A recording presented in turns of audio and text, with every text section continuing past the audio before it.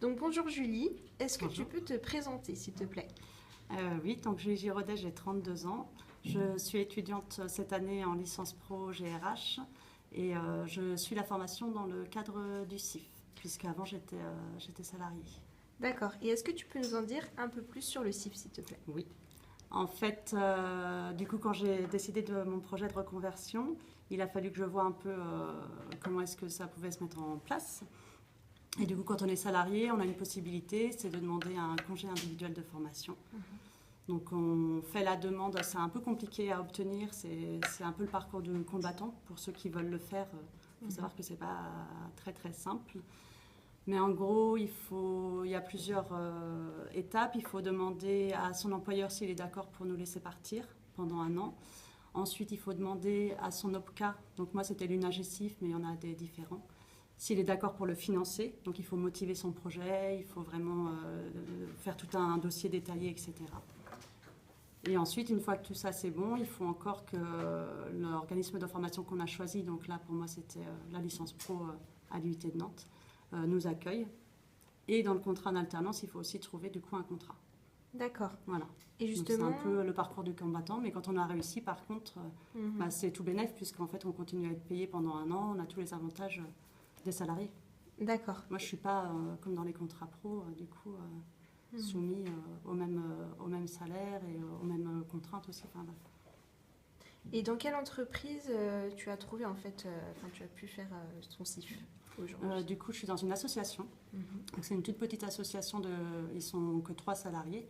Ça s'appelle l'AGAD, l'association de garde et d'aide à domicile de Nantes. Et en fait, ils mettent en place des assistantes de vie chez des particuliers employeurs. C'est une association mandataire. C'est un peu particulier. Mhm. Et quelle mission tu effectues durant en fait, ton CIF aujourd'hui? Je suis sur 2 missions distinctes. D'une part, les formations. La formation des salariés, parce qu'il y a tous les entretiens professionnels, la mise en place du CPF, etc. à faire pour les salariés. Et la formation des assistantes de vie. Très bien. Donc c'est deux pôles différents, puisque les assistantes de vie ne sont pas salariées de l'association. Ok. Et une mission sur le recrutement. Et comment tu vis aujourd'hui, le rythme en alternance? Est-ce que tu trouves ça difficile ou au contraire Eh ben oui.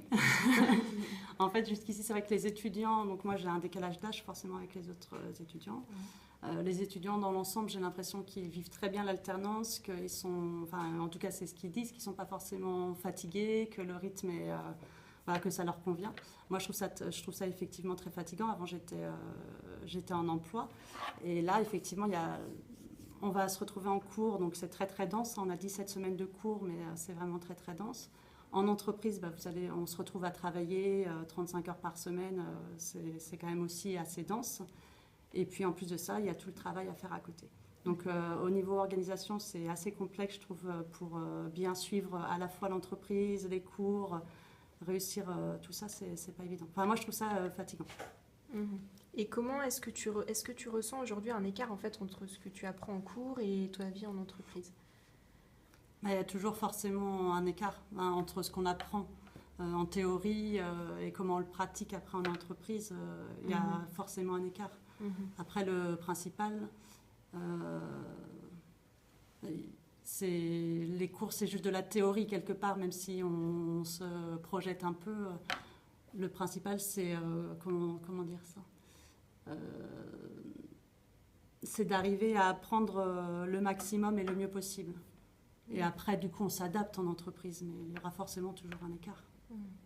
Et à la suite de ta licence, est-ce que tu comptes arrêter et t'insérer dans la vie active ou bien est-ce que tu as envie de continuer? Alors au début, je voulais m'arrêter parce que je me disais que c'était juste dans le cadre du CIF.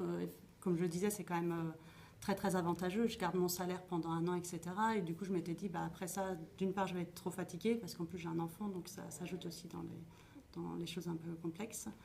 Je vais être trop fatiguée. Puis après, au niveau financement, voilà, je ne peux pas me permettre de financer complètement une nouvelle formation ou de me retrouver au SMIC comme dans le cadre d'un contrat pro. Et puis finalement, en avançant, la licence me plaît beaucoup, les ressources humaines me plaisent beaucoup, et finalement j'ai envie de continuer. Donc là, je suis partie pour... j'ai lancé une candidature sur le titre RH du CNAM et puis on verra ce que ça donne. Et du coup, là, je le financerai, comme tous les étudiants aujourd'hui, dans le cadre d'un contrat de professionnalisation. D'accord. Ben, très bien. Merci beaucoup pour ton témoignage, Merci Julie. Eva.